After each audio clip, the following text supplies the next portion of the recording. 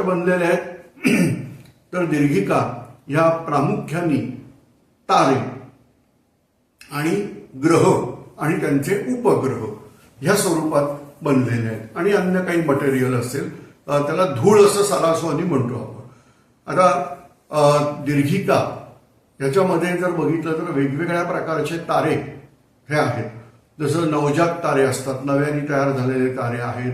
मध्यमवयीन तारे म्हणजे आजकाल शास्त्रज्ञ म्हणतात त्याप्रमाणे आपला सूर्य हा मध्यमवयीन तारा आहे. तर असे तारे आहेत. काही मरायला टेकलेले रेड जायंट नावाचे तारे आहेत. काही वेळा असं होतं की तारा मेल्यानंतर सुद्धा त्याचं अस्तित्व हे प्रचंड प्रमाणात मोठं असतं.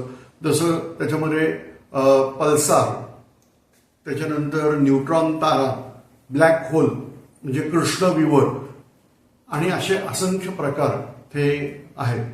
याखेरीज जसं पृथ्वीसारखे ग्रह आहेत, त्याच्यानंतर त्याच्याभोवती फिरणारे उपग्रह, धूमकेतू, त्याच्यानंतर जे काही अवकाशीय वस्तू म्हणतो आपण प्रामुख्याने ॲस्ट्रॉइड म्हणजे उल्का वगैरे अशा गोष्टी, आणि त्याच्यानंतर जे धूमकेतू वगैरे येतात ह्या अशा असंख्य गोष्टींचा समावेश या एका आकाशगंगेत आज तरी आहे. आता आपण जे बघतोय हे विश्व किती मोठं आहे. म्हणजे प्रामुख्याने दिवसा आपल्याला सूर्याव्यतिरिक्त विशेष काही बघायला मिळत नाही. दिवसाच्या आकाशामध्ये दिसलंच तर चंद्र आणि काही तज्ज्ञ मंडळी ओळखू शकतात शुक्र, विनसाग्र.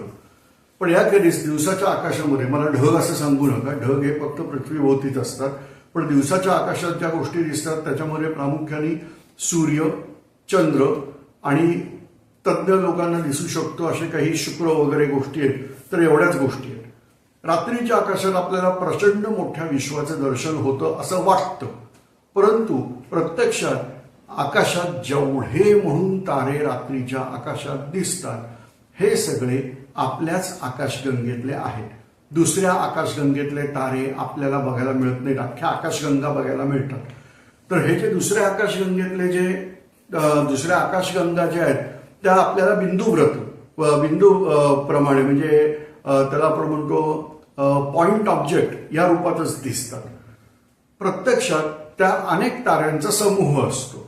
आता एका आकाशगंगेत किती तारे असतात असं काही निश्चित गणित नाहीये.